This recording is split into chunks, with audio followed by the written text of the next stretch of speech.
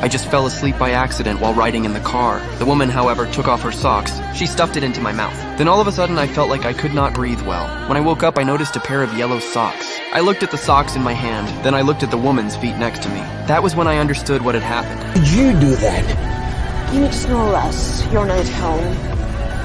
Why didn't you tell me? I would stop. I tried. Jerk. Oh, okie dokie.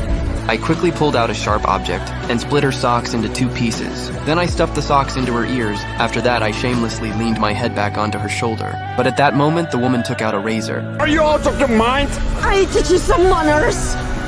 You're psycho. She was no match for me at all.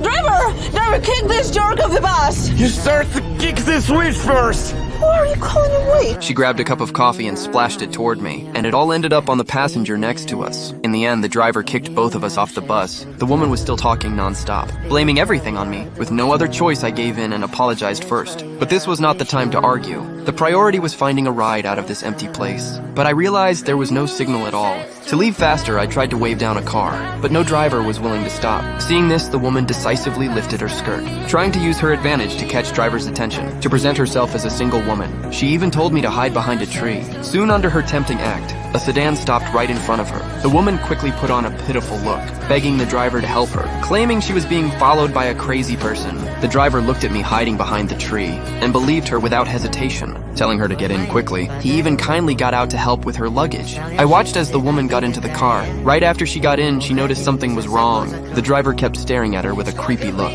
That was when she realized the danger. She panicked and tried to get out, but the driver locked the doors and turned the music up as loud as possible to drown out her calls for help. Then he drove away. Only then did I react. I shouted for them to stop, but in the end I was left behind. With no choice, I continued on foot. Not long after, I noticed that car parked on the roadside, so I walked over out of curiosity and leaned toward the window to look inside.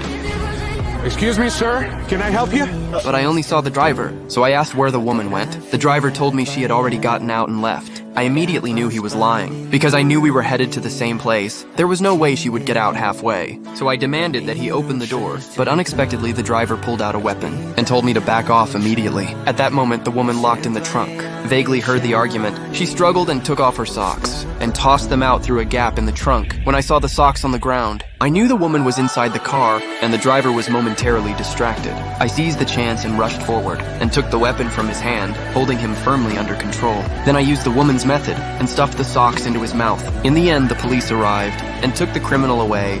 Why are you doing this? I insulted you, then deceived you, and yet you still risk your life for me. It's important to remain human, no matter the station.